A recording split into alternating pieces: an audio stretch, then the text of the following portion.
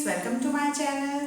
आज का हमारा टॉपिक है एसिड, बेस एंड सॉल्ट। ये टॉपिक आपके लिए बहुत ज़्यादा इंपॉर्टेंट है, तो सो प्लीज़ मेरे वीडियो को पूरा देखिएगा। ओके, तो आज का हमारा टॉपिक हम स्टार्ट करते हैं एसिड, बेस एंड सॉल्ट। तो सबसे पहले हम स्टार्ट करते हैं दोनों के डेफिनेशन से। क्या है एसिड्स, क्या है बेसिस। ओके, तो एसिड क्या है, जैसे हम लोअर क्लासेस से पढ़ते आ रहे हैं कि एसिड क्या होता है कि किसी चीज़ को हमने टेस्ट किया है, वो अगर टेस्ट में हमको खट्टी लगती है तो वो एसिड है। अगर कोई चीज़ टेस्ट में हमको कड़वी लगती है तो वो बेस है। तो ऐसे छोटे छोटे कॉन्सेप्ट है यहाँ पर जिसको हमने अपनी बेसिक क्लासेस से पढ़ा है, हम वहीं से स्टार्ट करेंगे अभी यहाँ पर भी।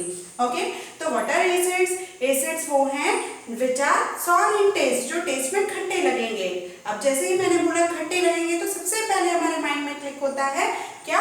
लेमन, टैमरिंड, ऐसे एग्जांपल्स। तो ये नेचुरली ऑकरिंग सब्सटेंस है जिनमें एसिड मिलता है। ओके, नीचे मैंने कुछ एग्जांपल्स भी लिखे हैं और किसमें कौन सा एसिड मिलता है ये भी मैं बताऊंगी। तो सबसे बेस्ट पहला ऑप्शन क्या है हमारे पास, which is sour in taste. तो एसिड वो है जो टेस्ट में खट्टे लगते हैं। ओके, नेक्स्ट हम देखते हैं एक टेस्ट होता है जो हम छोटी क्लासेस में करते हैं कि कोई सब्सटेंस एसिड है या बेस है, लिटमस पेपर से टेस्ट करते हैं।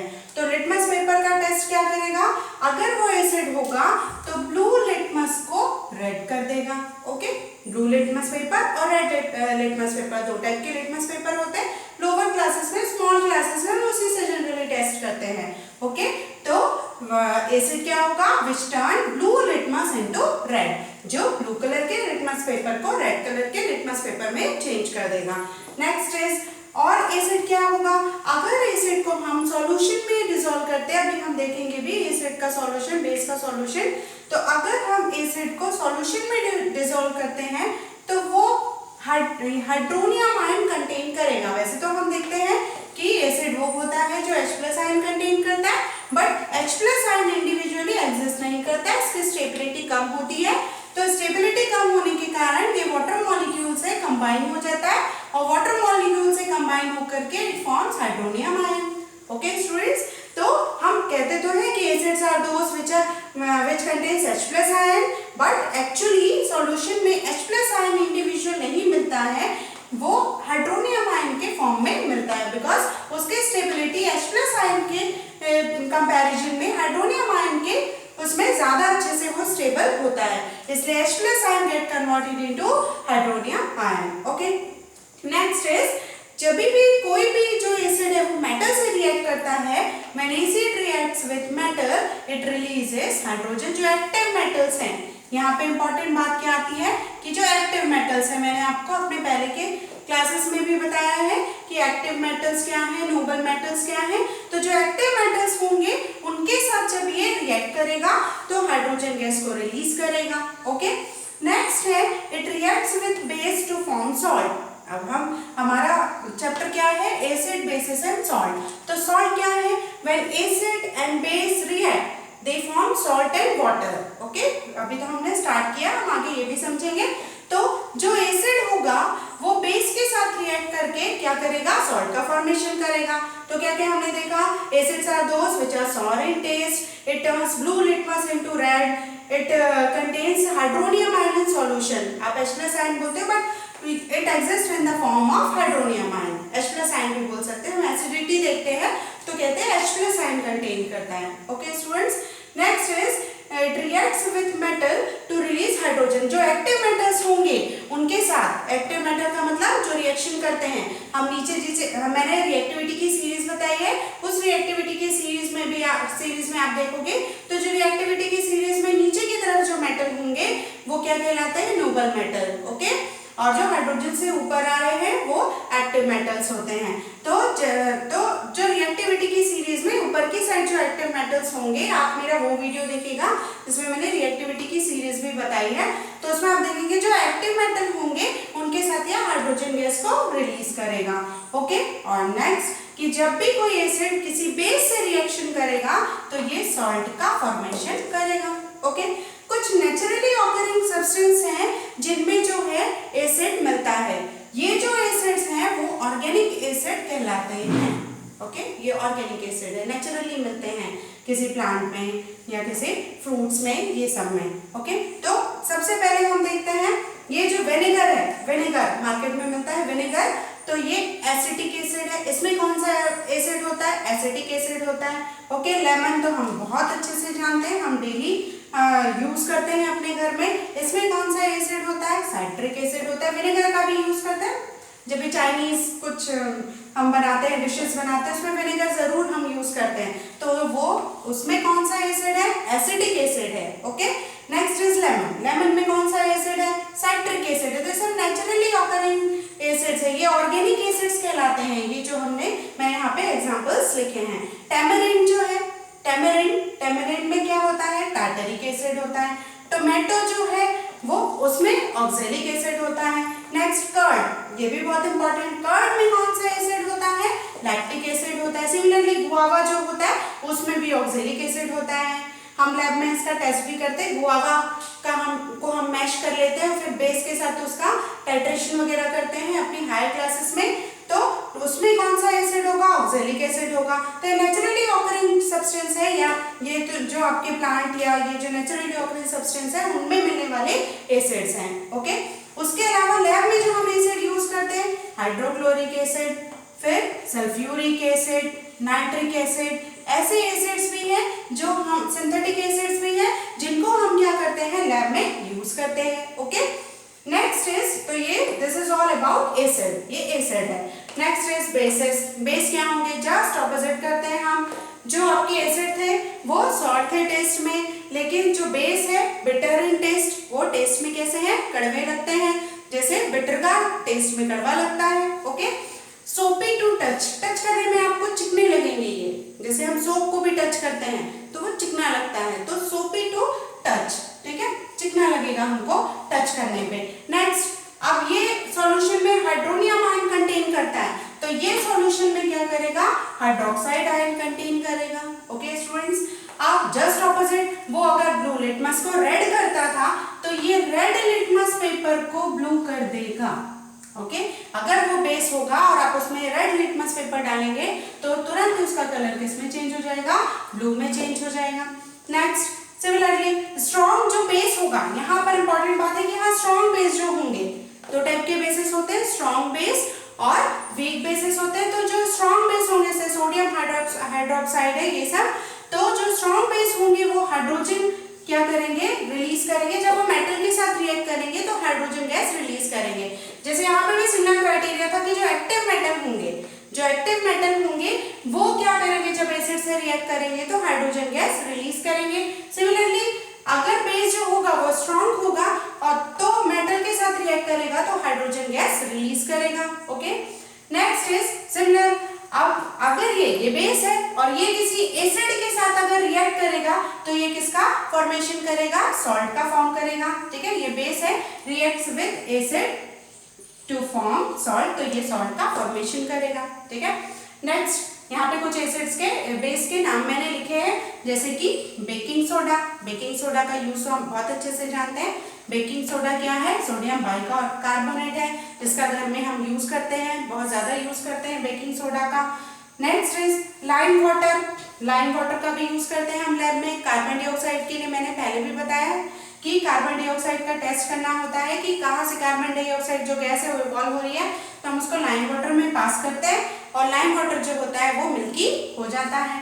Next is milk of magnesium. Magnesium hydroxide को मिल्क ऑफ मैग्नीशियम बोलते हैं। जब स्टमक की एसिडिटी जो है वो इंक्रीज हो जाती है तो उसको बैलेंस करने के लिए हम किसी बेस को लेते हैं, तो वो बेस क्या है? आपका मिल्क ऑफ मैग्नीशियम है। ठीक है, ओके, जैसे इनो वगैरह हम लेते हैं जब भी जनरली जो स्टमक की एसिडिटी बढ़ जाती है, तो डॉक्टर जो हमें सजेस्ट करता है वो बेस सजेस्ट करता है, तो उसमें जनरली मिल्क ऑफ मैग्नीशियम होता है। तो वो क्या करता है? हमारे स्टमक की एसिडिटी को बैलेंस करता है। एसिडिटी बढ़ जाएगी तो उसको बैलेंस करने के लिए कोई बेस चाहिए, क्योंकि अभी मैंने बताया कि जब जो बेस होगा वो एसिड से रिएक्ट करके क्या बनाएगा? सॉल्ट और वाटर बनाएगा, तो जिससे जो स्टमक की एसिडिटी है वो धीरे धीरे बैलेंस होने लगेगी। Okay, next is caustic soda, जिसको हम कहते हैं सोडियम हाइड्रोक्साइड। ओके, तो ये सब क्या थी? जनरल प्रॉपर्टी थी किसी एसिड और बेस की। ओके, नेक्स्ट मैं कुछ केमिकल प्रॉपर्टीज बताती हूँ जो हम अभी देखते हैं। Okay students, next is chemical property of acids. अब हम एसिड की केमिकल प्रॉपर्टी देखते हैं।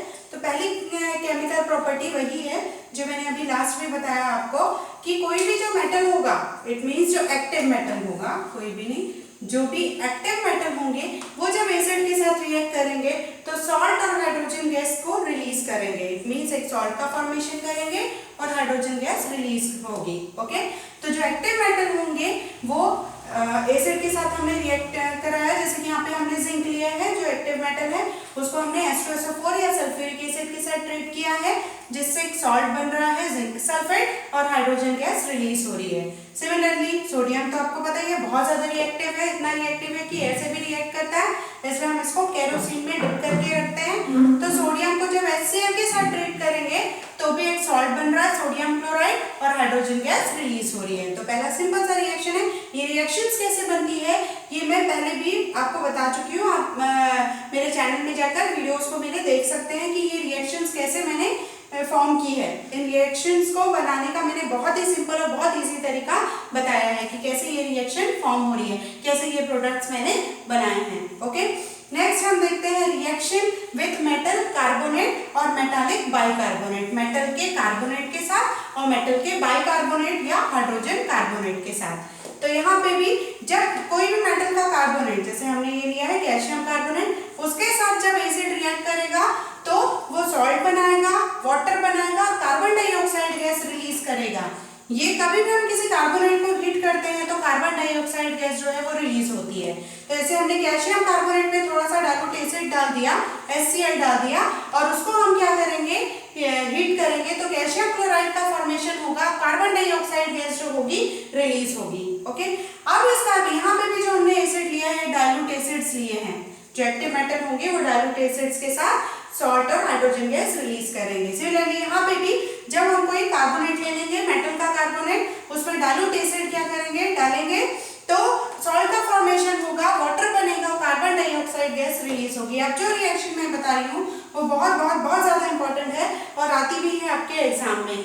अब इस कार्बन डाइऑक्साइड गैस से तो मैं बहुत बार भी पहले अपने वीडियोस में बता चुकी हूँ कि कार्बन डाइऑक्साइड का टेस्ट कैसे करते हैं। तो कार्बन डाइऑक्साइड का टेस्ट करने के लिए हम क्या करते हैं, हाँ कार्बोनेट को हीट किया तो कार्बन डाइऑक्साइड गैस रिलीज होती है। तो उस कार्बन डाइऑक्साइड का टेस्ट कैसे करेंगे, टेस्ट करने के लिए जो वहां से रिलीज हो रही है कार्बन डाइऑक्साइड गैस जो इवॉल्व हो रही है उसको हम लाइम वाटर में, कैल्शियम हाइड्रोक्साइड, इस लाइम वाटर में पास करेंगे तो लाइम वाटर मिल्की हो जाता है। क्यों मिल्की हो जाता है, बिकॉज वहां पर कैल्शियम कार्बोनेट का फॉर्मेशन होता है जो कि इनसॉल्युबल है। इनसॉल्युबल है तो क्या बताया था मैंने कि जो इनसॉल्युबल होगा वो क्या फॉर्म करेगा, PPT, इट मींस प्रेसिपिटेट का फॉर्मेशन करेगा। ओके, इसलिए ये कैसा दिखाई देगा, अब वो इनसॉल्युबल है वाटर में, तो जो सॉल्युबल होता है तो एक ट्रांसपेरेंट सॉल्यूशन मिलता, बट वो इनसॉल्युबल है इसलिए हमको वो मिल्की सा दिखाई देगा। तब हम बोलेंगे कि हम कंफर्म कर देंगे कि वहां से जो गैस इवॉल्व हो रही है वो कैसा, कौन सी गैस है, कार्बन डाइऑक्साइड गैस है। अब यहाँ पर इंपॉर्टेंट चीज ये है कि इसी कार्बन डाइऑक्साइड गैस को अगर आप एक्सेस में पास करोगे, लिमिटेड अमाउंट में आप दे रहे हो तो ठीक है, वो मिल्की हो जाएगा जो लाइम वाटर है, लेकिन अगर इसी को आप एक्सेस में पास करोगे तो वहां पर क्या होगा, जो आपका मिल्कीनेस है वो डिसअपीयर हो जाएगा। वो मिल्कीनेस क्यों डिसअपीयर हो जाएगा कि जब आपने लिमिटेड अमाउंट में पास किया तो ठीक है वहां पे कैल्शियम कार्बोनेट का फॉर्मेशन हुआ जो इनसॉल्युबल था वाटर में, लेकिन जब आपने एक्सेस में पास किया वहां पर तो कैल्शियम कार्बोनेट की जगह ये वो जो एक्सेस में आपने पास किया तो उस कैल्शियम कार्बोनेट से जो कार्बन डाइऑक्साइड है फर्दर रिएक्शन करी। अब आप तो पास करते जा रहे हैं कार्बन डाइऑक्साइड गैस को, तो बना हुआ जो इनसॉल्युबल कैल्शियम कार्बोनेट है वो एक्सेस वाली कार्बन डाइऑक्साइड से रिएक्ट कर जाएगा और कैल्शियम का बाइकार्बोनेट बनाएगा। वो कैल्शियम का बाइकार्बोनेट जो होगा वो कैसा होगा, सॉल्युबल होगा। जो कैल्शियम कार्बोनेट है वो तो इनसॉल्युबल था इसलिए जो सॉल्यूशन है वो मिल्की दिख रहा था, लेकिन कैल्शियम का बाइकार्बोनेट है वो कैसा है, सॉल्युबल होगा। तो आप बोलोगे कि जो मिल्कीनेस है वो क्या हुआ है, डिसअपीयर हो गया है। ये रिएक्शन बहुत इंपॉर्टेंट है, मोस्ट इंपॉर्टेंट रिएक्शन है ये, ठीक है, for class 10th students, most important reaction. Next हम देखते हैं, तो ये समझ में आ गया आपको कि जो कार्बोनेट के साथ जब वो रिएक्ट करेगा तो वो सॉल्ट, वाटर और कार्बन डाइऑक्साइड गैस का फॉर्मेशन करेगा। नेक्स्ट हम देखते हैं बाइकार्बोनेट, जैसे हमने सोडियम का बाइकार्बोनेट या हाइड्रोजन कार्बोनेट लिया है, सिमिलर एक सॉल्ट बनेगा, एक वाटर बनेगा और कार्बन डाइऑक्साइड गैस जो होगी रिलीज होगी। तो ओवरऑल क्या हमने देखा कि जब कोई भी जो एसिड होगा वो मेटल के कार्बोनेट या बाइकार्बोनेट के साथ रिएक्ट करेगा तो सॉल्ट, वाटर और कार्बन डाइऑक्साइड गैस फॉर्म करेगा। ओके, नेक्स्ट हम देखते हैं कि मेटल के ऑक्साइड के साथ रिएक्शन करेगा कोई एसिड तो क्या होगा। इसके लिए आपको यहाँ पे एक बहुत इंपॉर्टेंट चीज याद रखनी है कि जो मेटालिक ऑक्साइड होंगे वो हमेशा बेसिक होंगे नेचर में, एक्सेप्शंस को छोड़ करके। जो मेटालिक ऑक्साइड्स होंगे वो आपके बेसिक होंगे नेचर में, और जो नॉन मेटल के ऑक्साइड्स होंगे वो हमेशा कैसे होंगे, एसिडिक होंगे, जैसे अभी हम नीचे देखेंगे रिएक्शन। तो जो मेटालिक ऑक्साइड्स होंगे वो बेसिक होते हैं नेचर में। तो जब बेसिक है मेटालिक ऑक्साइड, हम रिएक्ट करा रहे हैं एसिड से, तब भी जहाँ स्टार्टिंग में मैंने बताया कि एसिड बेस रिएक्ट करके क्या बनाते हैं, सॉल्ट और वाटर बनाते हैं। तो सिमिलर हमने कॉपर ऑक्साइड को किसके साथ रिएक्ट कराया है, HCl के साथ रिएक्ट कराया है, एसिड के साथ रिएक्ट कराया है, तो यहाँ पे सॉल्ट और वाटर का फॉर्मेशन हो रहा है। तो आपको एक बहुत इंपॉर्टेंट चीज यहाँ याद रखनी है, metallic oxides are always basic in nature and non metallic oxides are always acidic in nature. Okay, तो this are the reactions of acid, ये एसिड के रिएक्शन है। नेक्स्ट हम देखते हैं रिएक्शन ऑफ बेसिस। बेसिस के क्या रिएक्शन है, बहुत सिंपल सिमिलर रिएक्शन देखते हैं वैसे ही हम, कि जब किसी बेस को हम रिएक्ट कराते हैं मेटल के साथ, तो मैंने बोला था कि यहाँ पर कंडीशन क्या है, जैसे यहाँ एक्टिव मेटल थे वैसे यहाँ पे कंडीशन क्या है कि जो बेस है वो होना चाहिए स्ट्रॉन्ग। तो जब किसी मेटल को स्ट्रॉन्ग बेस के साथ रिएक्ट कराते हैं तो सिमिलर वो क्या बनाता है, सॉल्ट और हाइड्रोजन गैस को रिलीज करता है। जैसे यहाँ पे हमने जिंक की रिएक्शन कराई है किसके साथ, सोडियम हाइड्रोक्साइड के साथ, तो सोडियम जिंकेट का फॉर्मेशन हुआ है और हाइड्रोजन गैस जो है रिलीज हो रही है। ओके, नेक्स्ट जैसे हमने एल्यूमिनियम की रिएक्शन कराई स्ट्रॉन्ग बेस सोडियम हाइड्रोक्साइड के साथ, तो सोडियम एल्यूमिनेट का फॉर्मेशन हो रहा है, हाइड्रोजन गैस रिलीज हो रही है। तो सिंपल सा है कि जब क्या होगा, किसी स्ट्रॉन्ग बेस के साथ मेटल रिएक्ट करेंगे तो सॉल्ट और हाइड्रोजन गैस रिलीज करेंगे। ओके, सिमिलर अब यहाँ पर हम देखते हैं। अब नेक्स्ट है कि जब किसी बेस को क्या करोगे, नॉन मेटालिक ऑक्साइड्स के साथ ट्रीट करोगे तब क्या होगा। तो अभी मैंने बोला कि मेटालिक ऑक्साइड्स जो होते हैं वो बेसिक होते हैं और नॉन मेटालिक ऑक्साइड्स जो होते हैं वो एसिडिक होते हैं। जैसे carbon dioxide, carbon non metal है और कार्बन डाइऑक्साइड उसका क्या है, ऑक्साइड है, तो वो एसिडिक है नेचर में। अब जब जो नॉन मेटालिक ऑक्साइड है वो एसिडिक है नेचर में, तो उसकी रिएक्शन हम करा रहे हैं किसके साथ, बेस के साथ। तो जब भी एसिड और बेस रिएक्ट करते हैं तो वो क्या बनाते हैं, सॉल्ट और वाटर का फॉर्मेशन करते हैं। ठीक है, और लास्ट रिएक्शन यहाँ पे सिमिलर हमने यहाँ पर क्या ले लिया है, एक स्ट्रॉन्ग बेस लिया है सोडियम हाइड्रोक्साइड, फिर से नॉन मेटालिक ऑक्साइड लिया कार्बन डाइऑक्साइड, उसके साथ रिएक्ट किया तो सोडियम कार्बोनेट बन रहा है, एक सॉल्ट बन रहा है और वाटर का फॉर्मेशन हो रहा है। तो ये थी एसिड और बेस की केमिकल रिएक्शन। एक लास्ट में और बता रही हूँ कि ये सॉल्यूशन में कैसे आयंस फॉर्म करेंगे जब आप इनको वाटर में सॉल्यूशन बनाएंगे।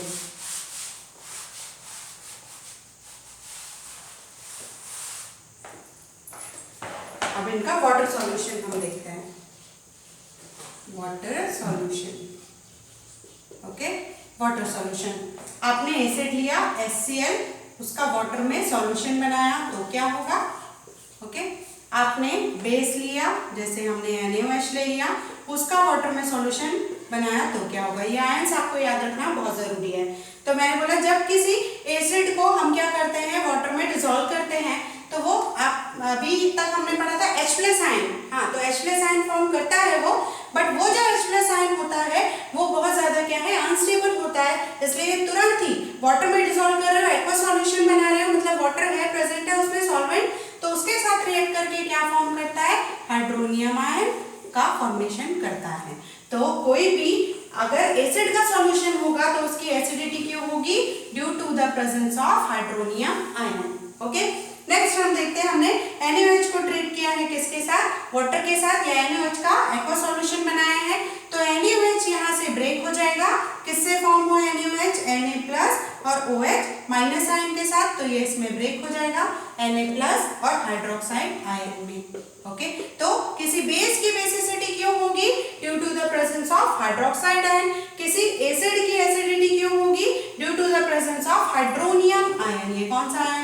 हाइड्रोनियम आयन, ठीक है, बिकॉज H+ आयन की स्टेबिलिटी कम होती है तो तुरंत ही हाइड्रोनियम आयन में चेंज हो जाता है। तो ये इसका वाटर सॉल्यूशन था। ओके, तो आज की क्लास में हम यही फिनिश करते हैं। नेक्स्ट क्लास में हम डिफरेंट टाइप की थ्योरीज देखेंगे जो एसिड और बेस पे बनी हुई हैं। ओके स्टूडेंट्स, आज के लिए थैंक यू।